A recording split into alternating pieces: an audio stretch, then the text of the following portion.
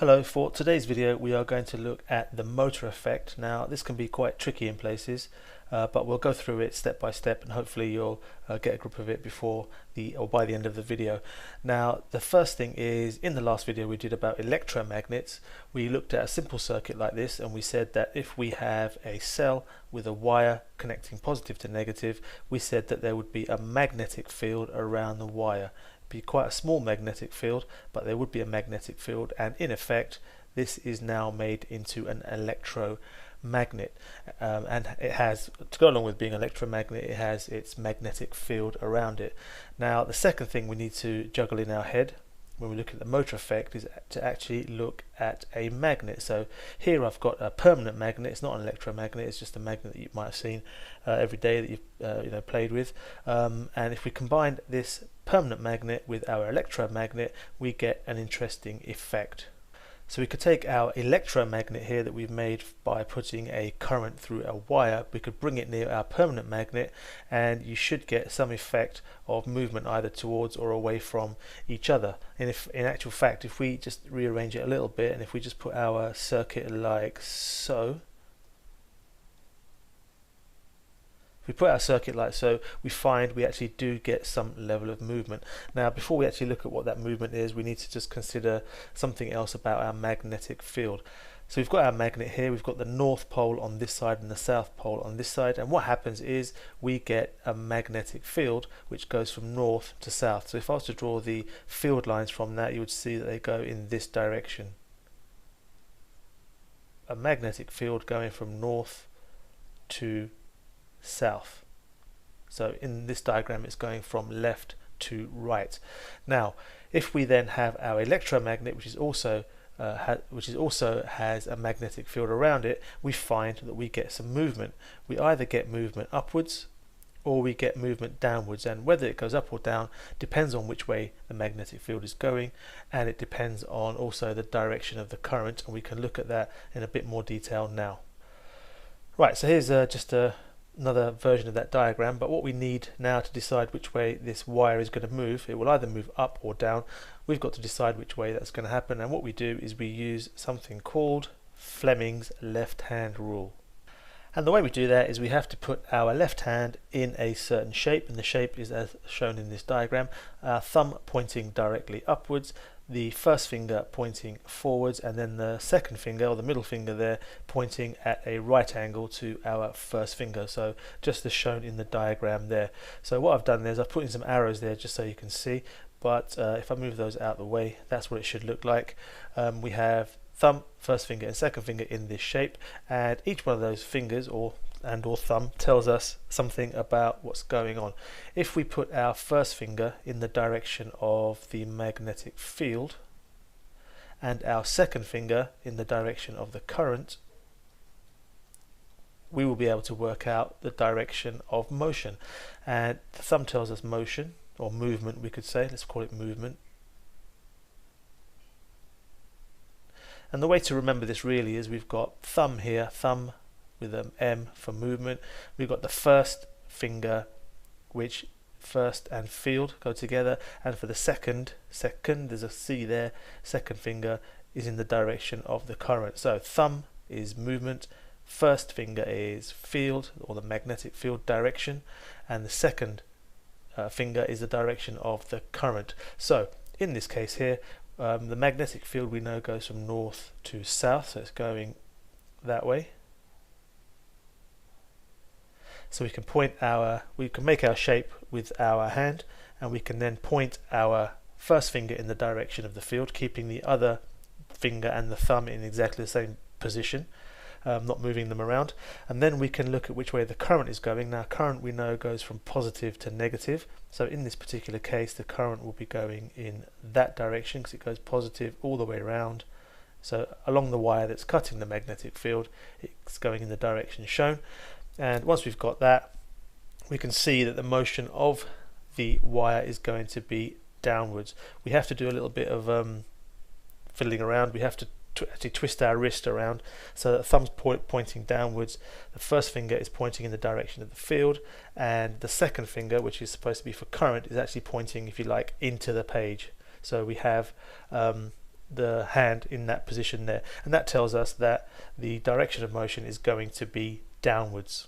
Now it's quite fiddly having to work that out. You have to sort of do some funny twists and turns with your wrist in order to get it right, but once you've practiced on one or two, you should be able to do that. So let's just try it on one more, and there's a couple other points I want to go through. So here I've got a slightly different shaped magnet, north and south as shown. We know the magnetic field is then still similar to the last picture in this direction here, north to south. The current this time is actually going in the opposite direction, so here's our plus part of our cell, and so the current through the wire is going this way. So if you try it out, put your first finger in the direction of the field, which is the same as the last diagram. The current this time is actually coming out of the page, so you're actually pointing at yourself. If you've got your hand in the correct way, your first finger is pointing to the right, the middle finger, the second finger, you're pointing at yourself, and therefore your thumb actually should be going upwards, and that shows that the motion in this case is actually up and not down as it was in the previous one.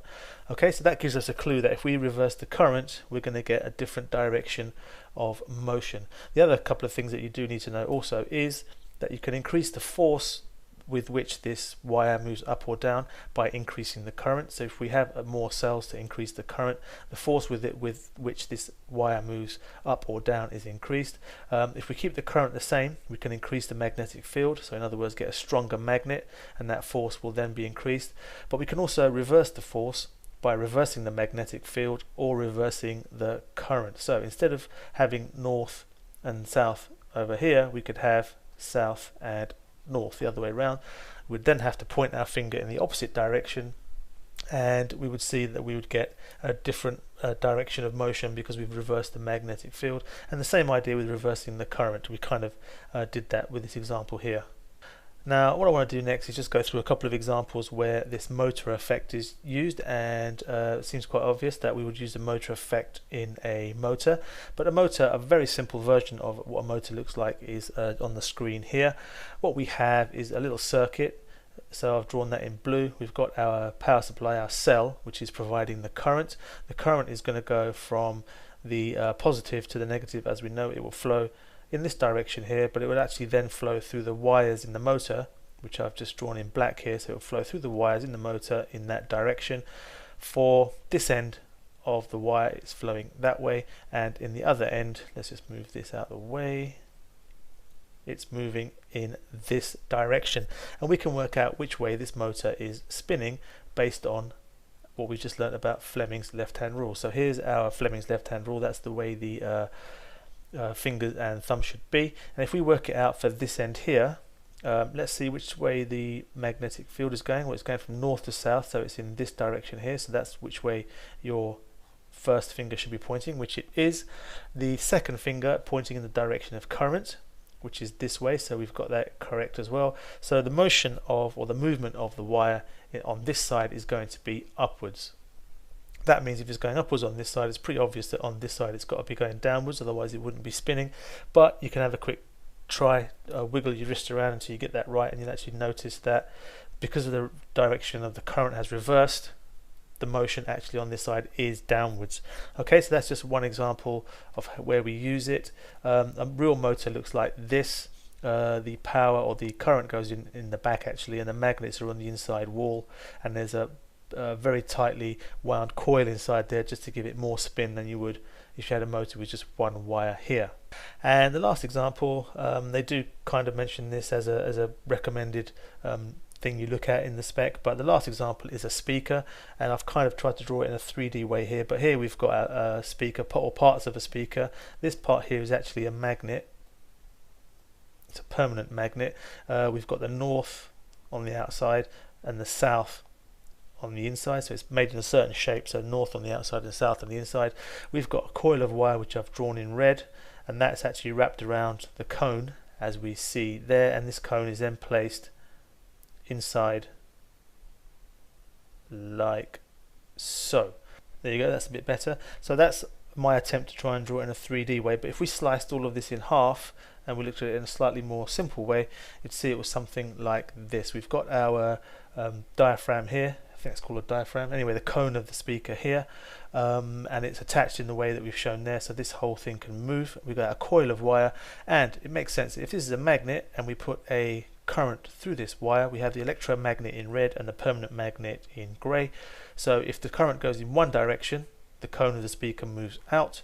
If the current goes in a different direction, the cone of the speaker moves in. And if you vary the current going in and out and the size of the current going in and out, this can move in and out and it can make your lovely music. Okay, so that's just an overview of how that works. The key things you really need to know is how do you make it move more rapidly. Well, you have a high current going backwards and forwards, a high alternating current, so it'd be moving backwards and forwards quite a lot. And if you have a lower current moving backwards and forwards, it will be moving slightly less, and that's to do with how loud the sound might be. But anyway, that's how the loudspeaker uses the motor effect. We've looked at a motor. Hopefully this made some kind of sense. It can be quite tricky, but maybe look at it once or twice and hopefully you'll get the hang of it.